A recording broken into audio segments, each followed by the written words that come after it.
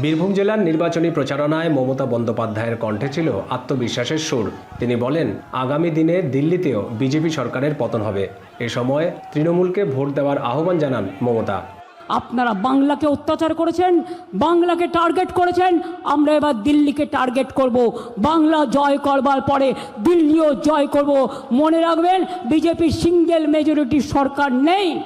এ সময় বিজেপির বিরুদ্ধে হিন্দু মুসলিমের মধ্যে বিভাজনের অভিযোগ তোলেন পশ্চিমবঙ্গের মুখ্যমন্ত্রী।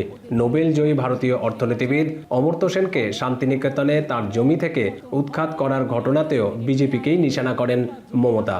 অমর্ত্য সেনকে তার জমি থেকে তাড়িয়ে দিতে গিয়েছিলেন, আমি এসে তার জমির অধিকার ফিরিয়ে দিয়েছিলাম। লজ্জা করে না? নির্লজ্জ বেহায়া তারা আবার দেখছে। সিউড়িতে যখন তিনি প্রচারণায় ব্যস্ত, তখনই ওই জেলার বোলপুরে আরেকটি প্রচারে উপস্থিত ছিলেন কেন্দ্রীয় স্বরাষ্ট্রমন্ত্রী অমিত শাহ। তার দাবি, পশ্চিমবঙ্গে বিজেপি সরকার গড়তে চলেছে।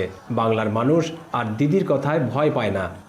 बंगाल में 5 मई को भारतीय जनता पार्टी की सरकार बनने वाली है। बंगाल की जनता ने तय कर लिया है, दीदी को टाटा बाय बाय कहने का निर्णय बंगाल की जनता ने कर दिया है।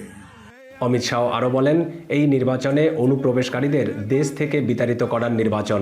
শুধু বাংলা থেকে নয়, বিজেপির প্রতিশ্রুতি গোটা দেশে যত অনুপ্রবেশকারীরা আছে তাদের শনাক্ত করে দেশের বাইরে পাঠিয়ে দেওয়া। मेरी बात याद रखना, भारतीय जनता पार्टी का वादा है कि न केवल बंगाल, देश भर से चुन चुन कर घुसपैठिए को देश के बाहर निकालने का काम हम करेंगे। নিজের বক্তব্যে পশ্চিমবঙ্গের নারী সুরক্ষা নিয়েও প্রশ্ন তোলেন স্বরাষ্ট্রমন্ত্রী। তার দাবি, মমতা ব্যানার্জি একজন নারী মুখ্যমন্ত্রী হয়েও রাজ্যের মা বোনেদের কোনো সুরক্ষা দিতে পারেননি। पूरी बंगाल की सीमा पर এদিন সিউড়ি ছাড়াও কাঁকসা ও দুর্গাপুরেও ভাষণ দেন মমতা বন্দ্যোপাধ্যায়। পতন হবে, এরা দেশ থেকে বিদায় নেবে। দীপক দেবনাথ, এখন, কলকাতা। তাহলে কি মা বোনেরা?